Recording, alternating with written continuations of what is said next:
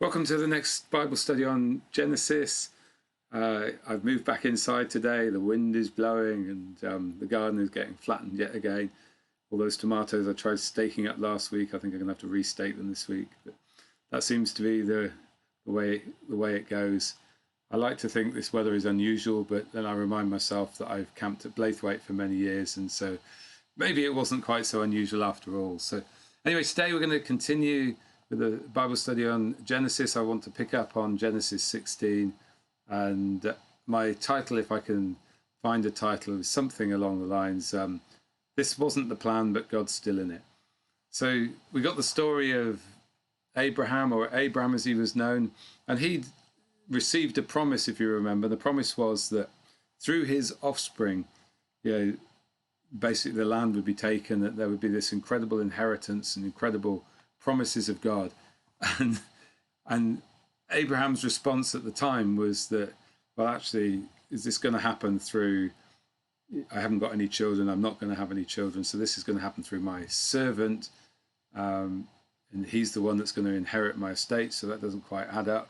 And God makes him a promise that it will be through his own son.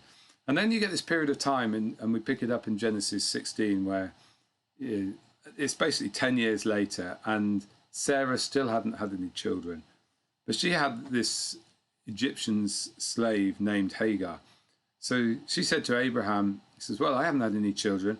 Why don't you take the slave, make her your wife, and then you can have children? You see, at this point, they're trying to work out the plan of God. And they're not even staying within some sort of moral or good code, are they? But they're trying to find a way of working out the promise that God had made. And it's saying, well, I haven't got any children by the right route, let's find another route. And surprisingly, Abraham goes, all right, that sounds good to me.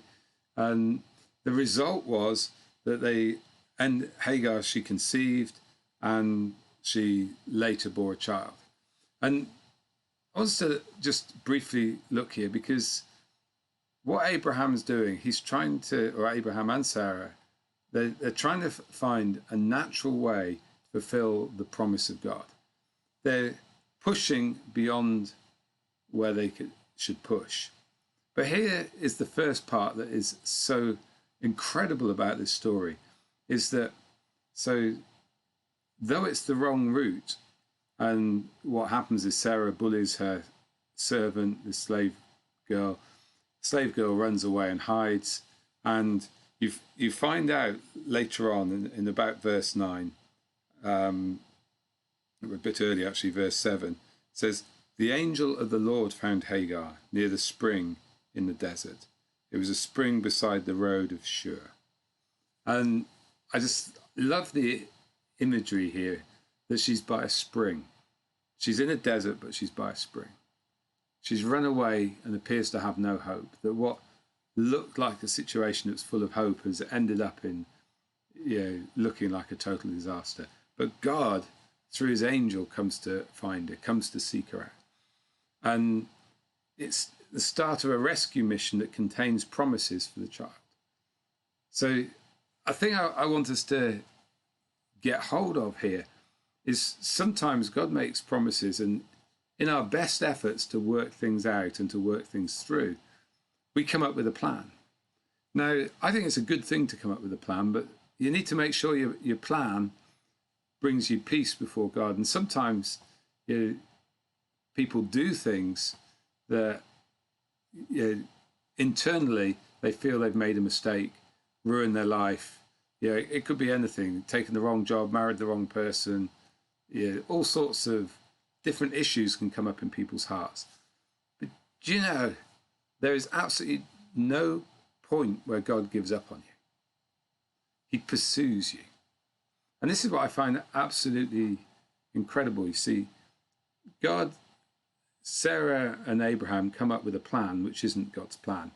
If you want to check that bit, and we won't get onto it, I don't think, this week, but if you go on to Genesis 17, again, it says, when Abraham was 99 years old, the Lord appeared to Abraham and said, I'm the Lord Almighty, walk before me faithfully and be blameless. Then I'll make a covenant between you and me, and your numbers will increase. And we'll come to that one next time. So God revisits Abraham and speaks to him of the promise, but there's still this other route, this Ishmael route. Now, I think in some ways, in Christian circles, Ishmael, gets held up as the whole thing of making a bad decision with consequences.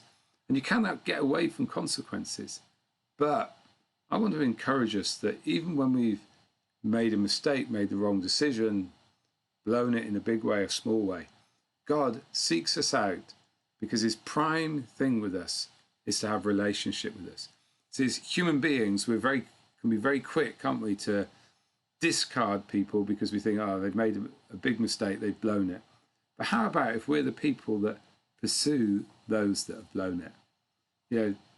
Those that are walking with God. You see, I think one of the things that can happen in church is that we can get so upset by the mess that people make that instead of pursuing them, embracing them, and holding them in while they clean up their own mess, we end up discarding people. We end up pushing them away because we cannot handle the mess, or we don't want to be tainted by the mess. But if we walk righteously before God, we're not going to be tainted by the mess, but we could be the answer to someone else's situation, and we could be the one that helps bring them or hold them in a relationship with God, because so many people, they don't fall out with God, they fall out with church because of the way they're dealt with. So in this situation, we have a mess. And if for you in life, you're holding in your heart situations where you go, I made a mess there, I feel guilty for that, I feel guilty for this, I did this and it had this effect on my family, and I feel guilty about that. Do you know, God doesn't look at it like that. God pursues you. He embraces you. And even if something wasn't according to God's plan, he realigns it and brings his plan and purpose for you through it. And yet, sometimes we're left with a legacy of things, the consequence of things, and we have to work through natural consequences. But God doesn't intend us to be a people that walk through with guilt because of situations. And that's the amazing thing that Jesus came to do for us, isn't it? He came not just to clear up the mess we think he should clear up, but the grace of God is such that God came to clear up the mess we think is beyond his reach. And I love that God came and spoke into that situation. And there's a consistency in this as well. If you go back to the Garden of Eden, what happened when Adam and Eve sinned? They disobeyed what God had said. It says that the Lord came and walked with them in the cool of the day.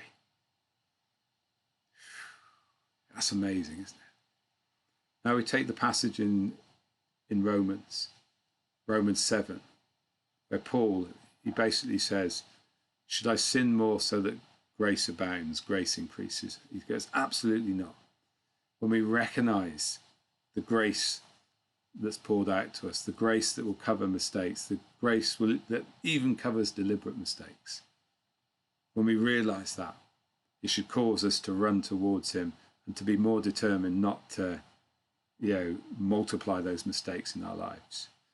So you might be someone listening this morning that you don't carry that sort of baggage, and that's brilliant, because many people don't. But if you are someone that is carrying baggage because of, I call them legacy decisions, why don't you take this moment and just cast them off? Why don't you take this moment and release them? Why don't you take this moment and release yourself, so that you're not walking forward with baggage, but you're walking forward in freedom, with the love of God flowing fully through your life. You see, Abraham, as we'll see next time, had a promise and he walked out the promise. Abraham was known as someone who was righteous before God. Incredible, incredible, incredible grace of God poured out. Let the grace of God be poured out on you. Bless you. Have a great day, and look forward to being with you next time.